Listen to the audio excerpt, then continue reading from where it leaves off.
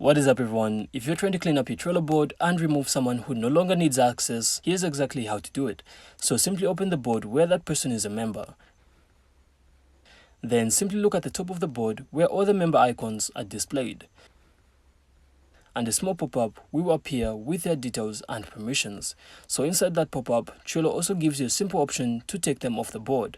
So you'll then be able to see a remove from board button. So simply tap that, confirm it, and Trello will then instantly remove their access. So they won't be able to view or edit anything on that board anymore. And if you don't see the icon at the top, another way is to open the right hand menu, go into board members and manage everything from there. So it's literally the same thing. Click the person, remove them, and you're done.